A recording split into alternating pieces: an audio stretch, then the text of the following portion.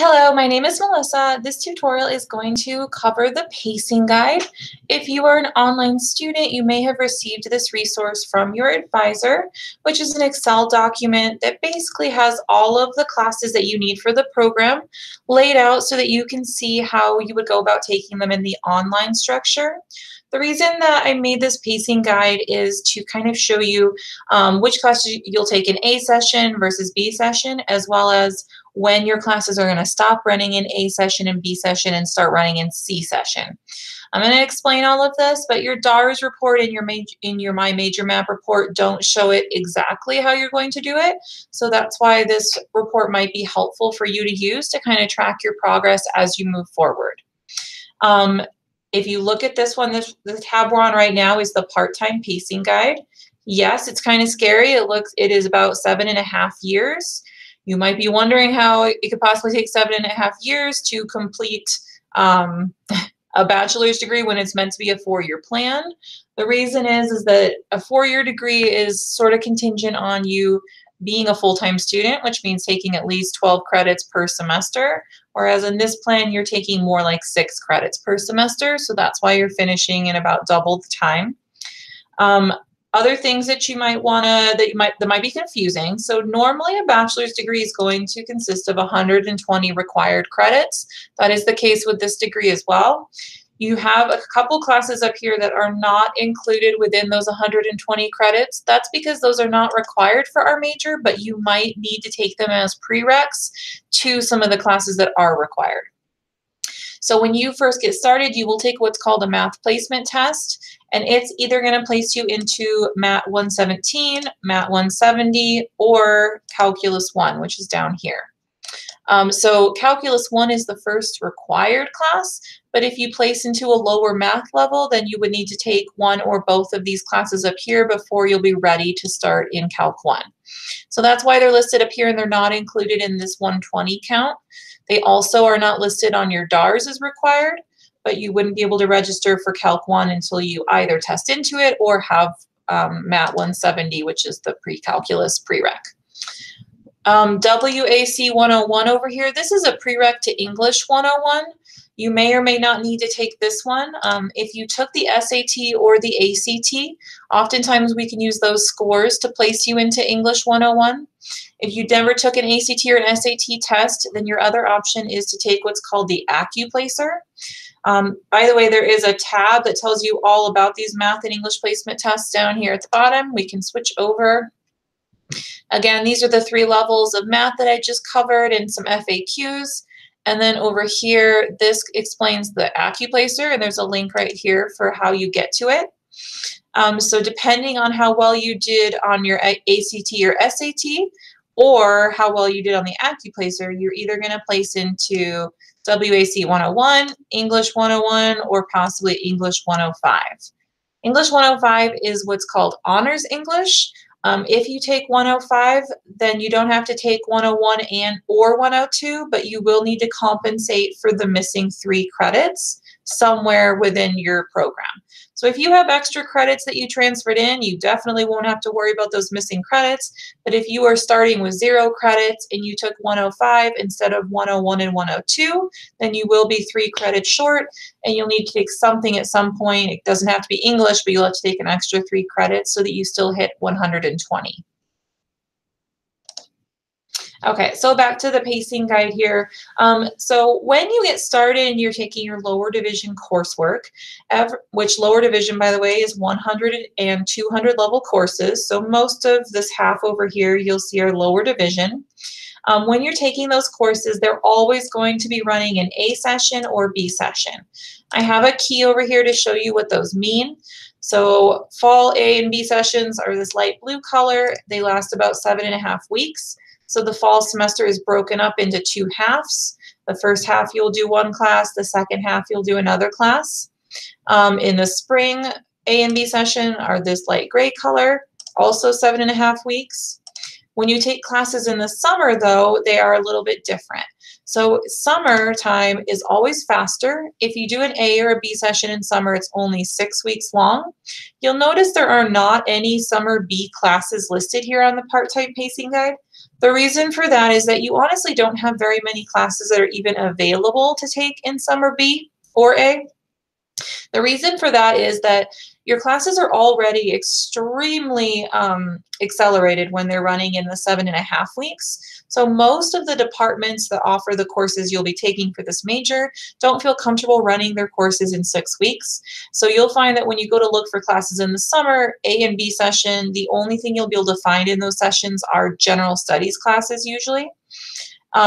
Summer C, on the other hand, is 8 weeks long, which is pretty similar to what an A or a B normally would be since they're at 7.5 weeks.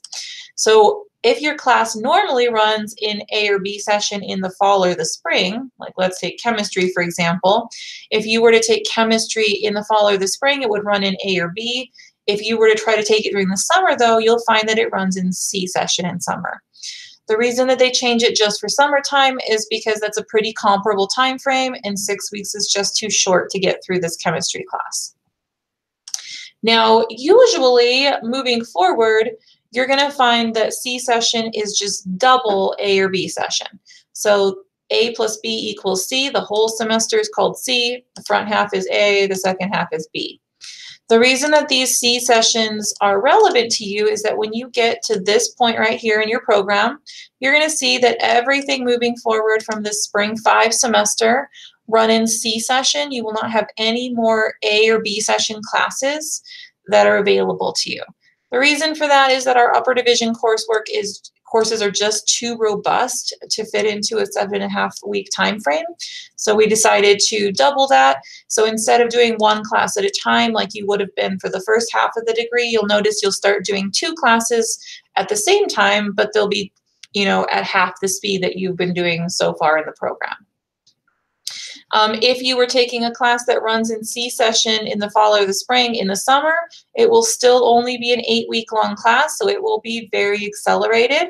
So just kind of keep that in mind. I do have these organized that you'll do a summer class each summer, but when you get to the 300 level ones, that's going to be more intense in summer C than it would have been for these lighter classes in the first half of your program.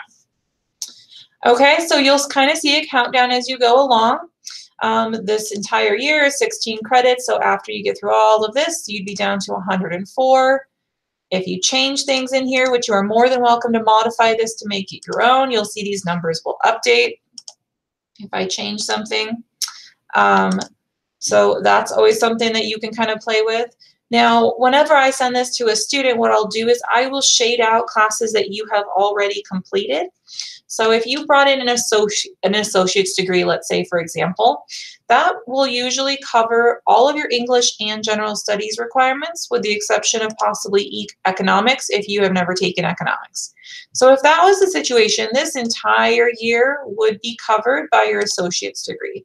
So you would see something that looks like this. Your awareness areas would also be covered, and you for sure would not need to take WAC 101.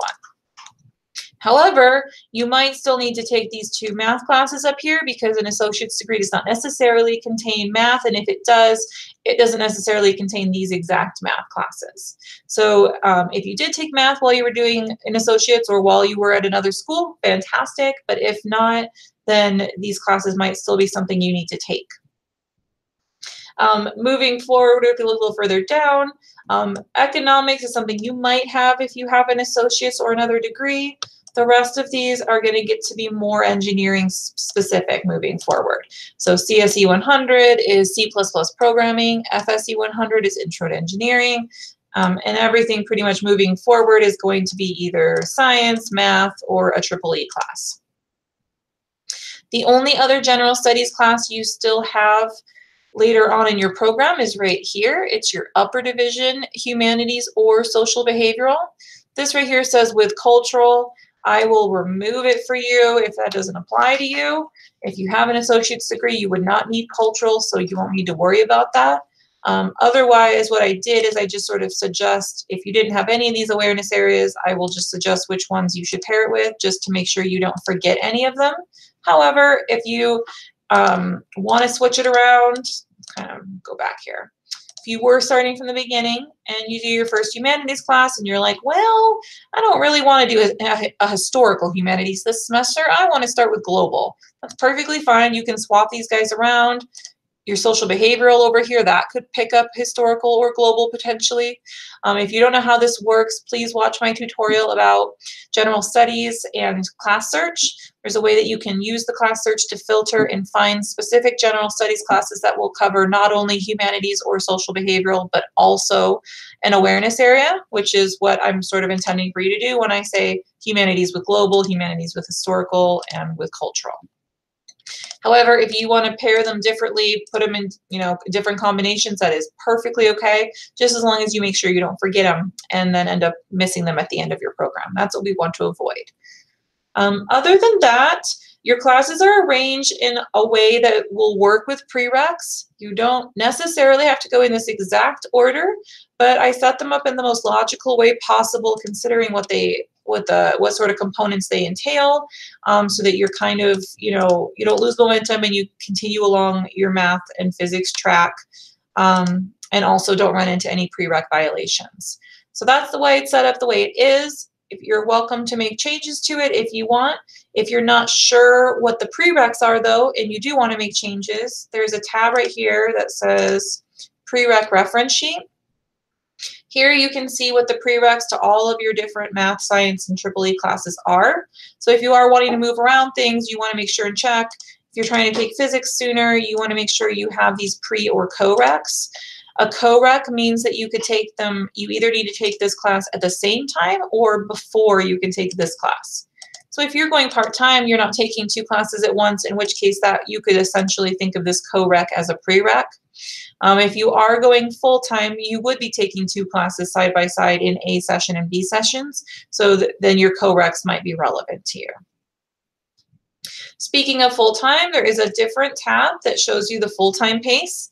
This looks more like a 4-year plan. You'll notice that you finish in 4 years. Now, same sort of thing, except for now you're going to see 6 credits per semester, or per session within a semester.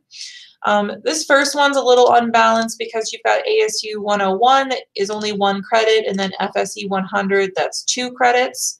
So that's why it's flipped around like this, but it still shakes out to 12. Generally, I'm going to try to get you between 12 and 14-ish each semester, which is what you should be seeing. And then notice that when you're in full-time, I'm recommending you do 2 summer classes. I mentioned earlier that summer B does not have very many options for you, but it does have general studies. So if you still need general studies classes, this is a really good thing to allocate for your summer B terms, because there really are not very many other things that will be available in summer B. You don't have to do summer B at all. If you want to take that time off, that's perfectly okay.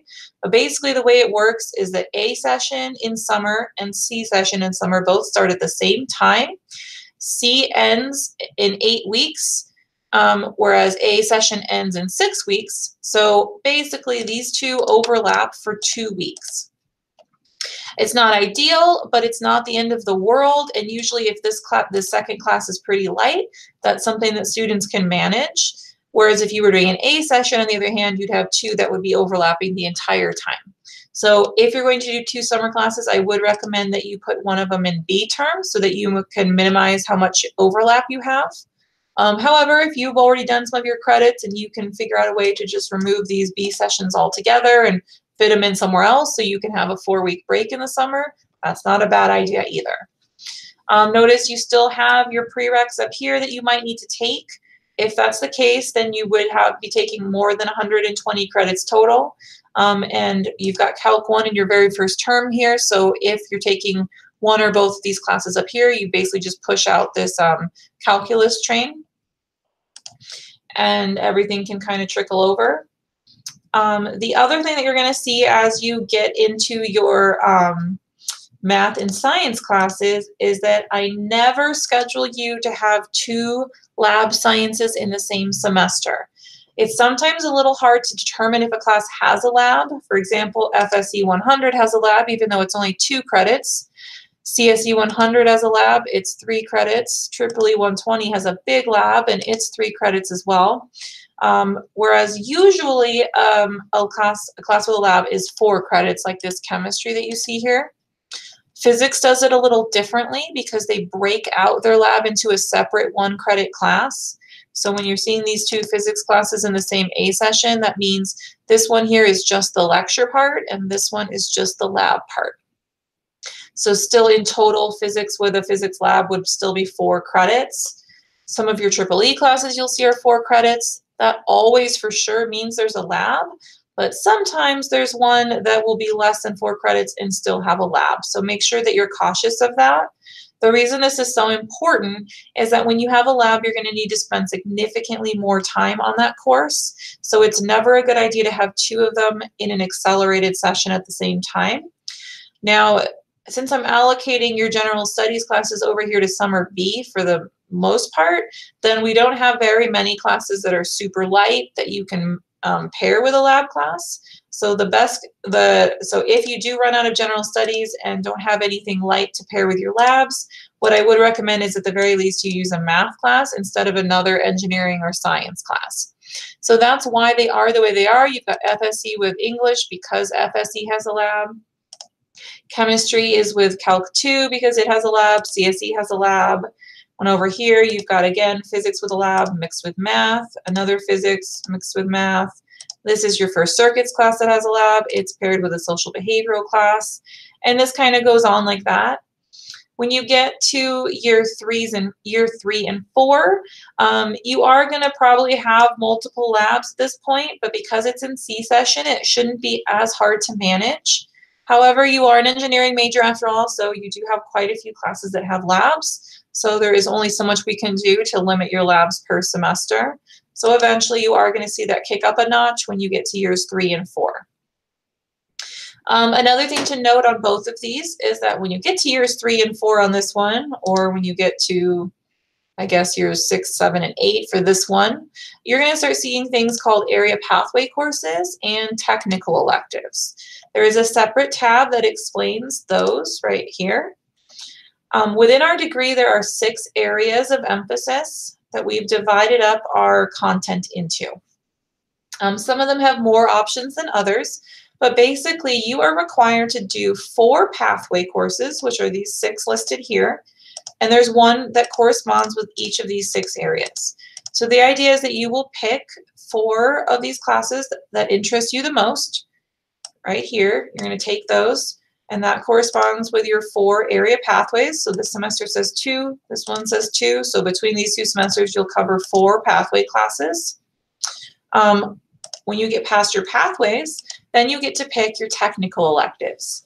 Technical electives are all the 400 level EEE classes, and they're listed here based on their online availability. Notice that not every class is offered in both fall and spring. Also, not every class is offered on campus, is offered online. So this spreadsheet is up to date from what you see right here, right now being December 2018. However, we are always trying to add more classes online. So if you're looking at this tutorial much later, make sure you just check the class search and just do a filter for EEE upper division, and you can see everything that's running in a particular semester. Usually they're at least pretty consistent from fall to fall or spring to spring. So you can use past semesters as a guide to predict what options you'll have. However, I did organize them in here for you so that you can see. So if you're really, really interested in 407, make sure that you plan in your schedule that you're going to take it in the fall, because if you went to go take it in the spring, you might find that it's not available. Same thing, vice versa. If you were interested in 459, it would not necessarily be offered in the fall. Another thing to notice is that there are not very many tech electives at all that are offered in the summer. Right now, we only have 2, 463 and 407, although there are 3 pathways, 304, 341, and 352. So if you're trying to plan out what you're going to take in the summer, I would not depend on there being a tech elective available, but there very well might be a pathway available that you would want to take. So if you look over here at the way I organized it, the summers in the full-time plan actually don't have any upper division courses, so you don't need to worry about availability there.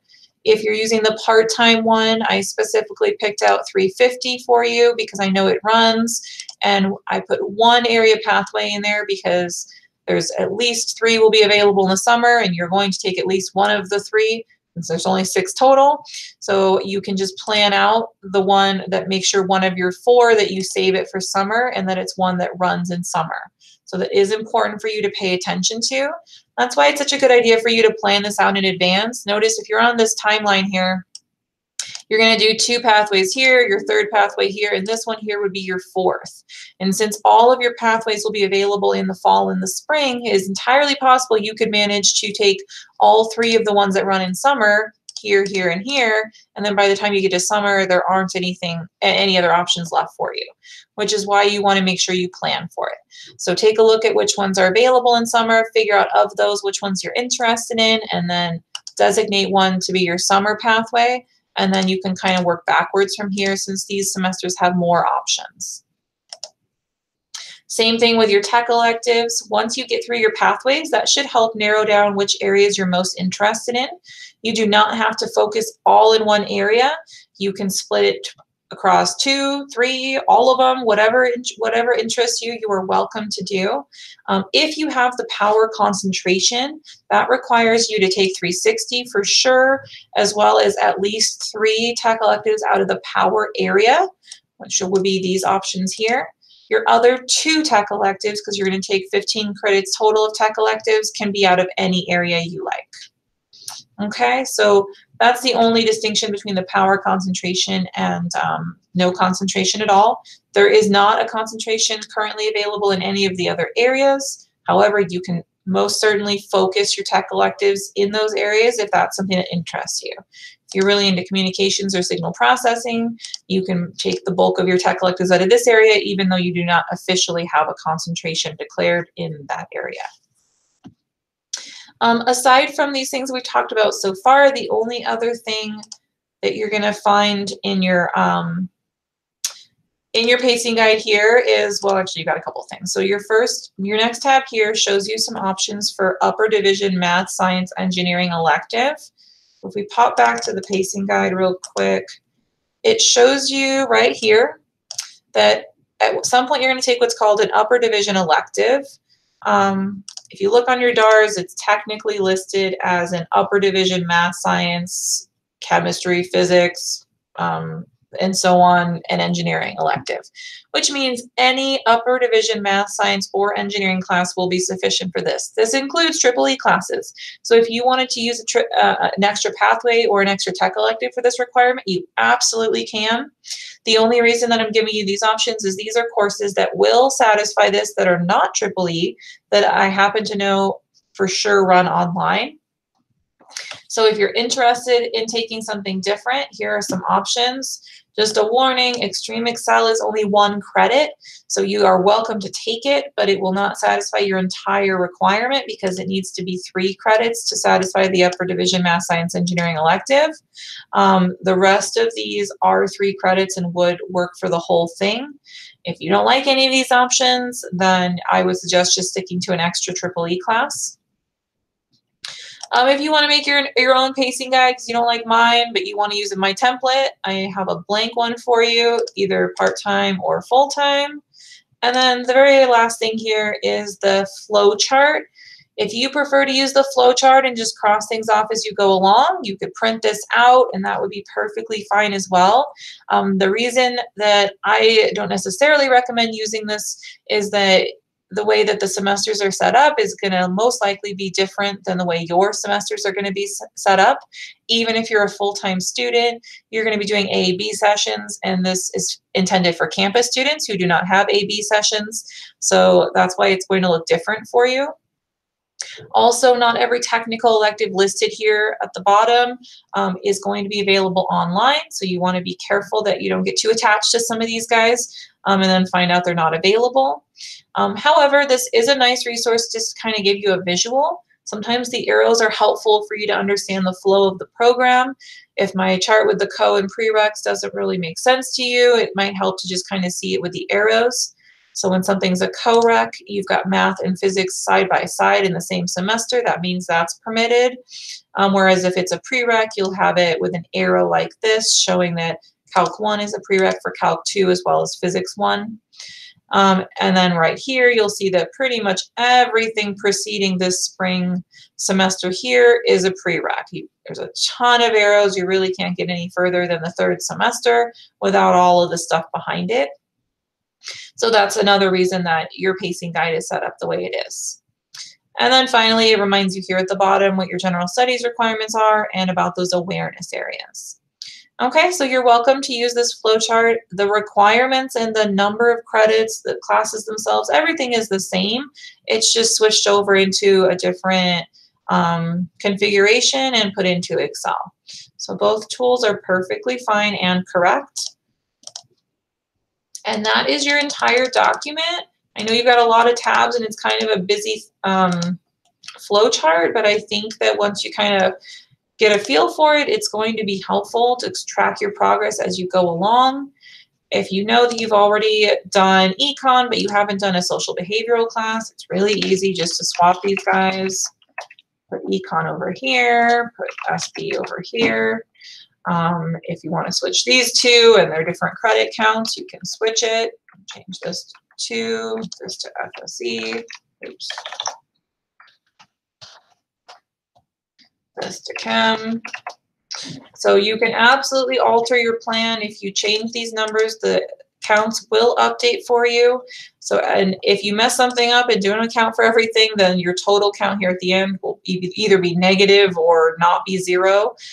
So that's usually a good indicator. For example, if I take out that, now I still have 3 credits remaining. So that's why that's all set up the way it is, but you're welcome to tweak it. Just make sure that you don't, delete something altogether and forget about it.